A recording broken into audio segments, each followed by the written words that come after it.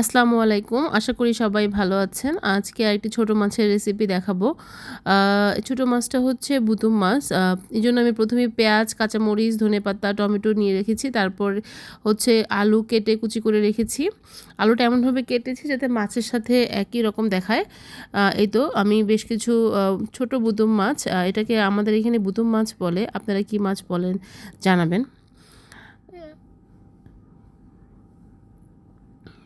এজন্য আমি ১ম এই ফ্রাই প্যানে একটু গরম করে তারপর এর মধ্যে পেঁয়াজ কুচি দিয়ে দিচ্ছি। আপনারা আপনাদের স্বাদ মতো কিংবা আপনাদের প্রয়োজন মতো পেঁয়াজ কুচি অ্যাড করবেন। এখানে কম বেশির কোনো পরিমাণ নেই।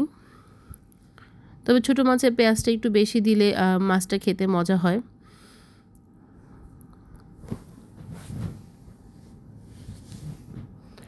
এই যে পেঁয়াজটা হালকা ভাজা হয়ে গিয়েছে, এখন এর মধ্যে আমি রসুন বাটা দিয়ে দিব। আমার এখানে আধা কেজির মতো মাছ আছে। আমি এজন্য একটু বেশি রসুন বাটা অ্যাড করলাম।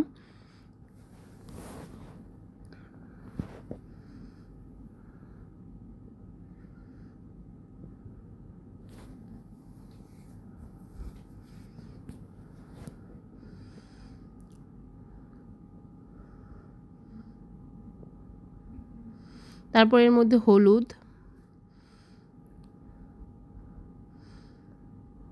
পাউডার দিয়ে দিলাম। তারপর এর মধ্যে আমি বাকি সবগুলো পাউডার একসাথে মিক্সড করব, মানে হচ্ছে মরিচের পাউডার,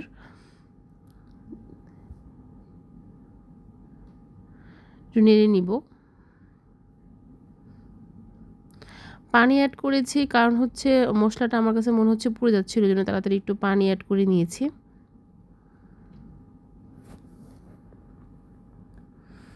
এখন আমি জিরা পাউডার অ্যাড করে দিলাম।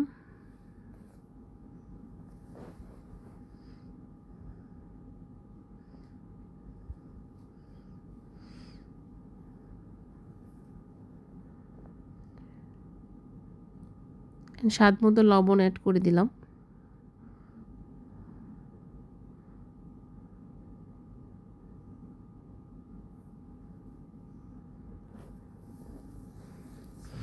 তারপর আমার কাছে কেটে ধুয়ে রাখা আলুগুলো আমি দিয়ে দিলাম।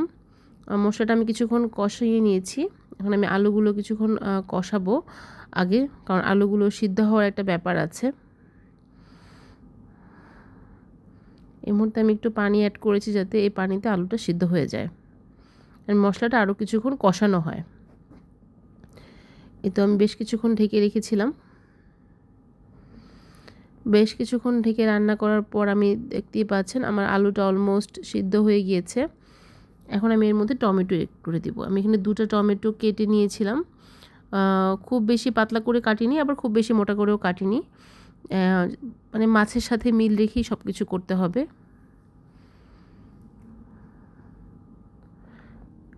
বেশ কিছুক্ষণ আবার ঢেকে রান্না করার পরে দেখতেই পাচ্ছেন আমার হচ্ছে টমেটোগুলো সিদ্ধ হয়ে গিয়েছে, টমেটোগুলো গলে যাচ্ছে। এই মুহূর্তে আমার কাছে রাখা মাছগুলো আমি অ্যাড করে দিব।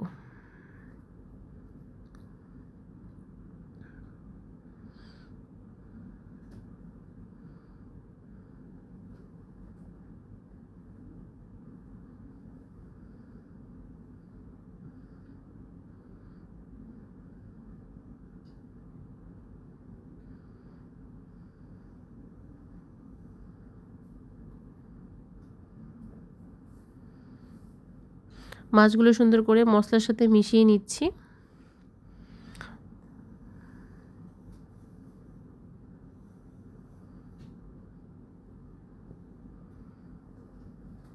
তারপর বেশ কিছুক্ষণ ঢেকে রান্না করব যাতে মাছের মধ্যে সকল ধরনের মশলা ঢুকে, এই জন্য। এখন আমি পরিমাণ মতো পানি অ্যাড করে দিচ্ছি।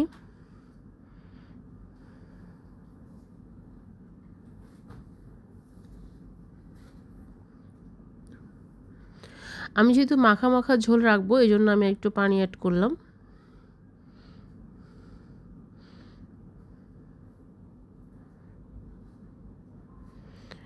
এখন আমি খুব বেশি হাই ফ্লেমেও না, খুব বেশি লোতেও না, মিডিয়াম ফ্লেমে রান্না করব। দেখতেই পাচ্ছেন সুন্দর করে যখন ঝোলটা ফুটে গেছে তখন আমি ধনেপাতা কাঁচামরিচ দিয়ে দিয়েছি।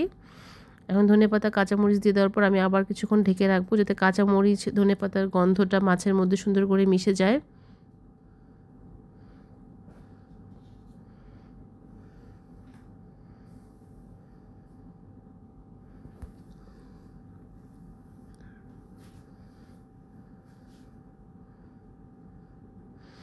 এই তো দেখতে পাচ্ছেন সুন্দর একটা কালার এসেছে, মাছটাও সুন্দর হয়ে গিয়েছে এবং খুব সুন্দর একটি স্মেল বের হয়েছে মাছের।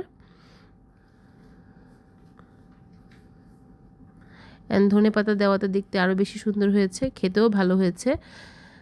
আজকের জন্য এতটুকুই। দেখা হবে নতুন আরেকটি ভিডিও নিয়ে, নতুন কোনো রেসিপিতে। আল্লাহ হাফেজ।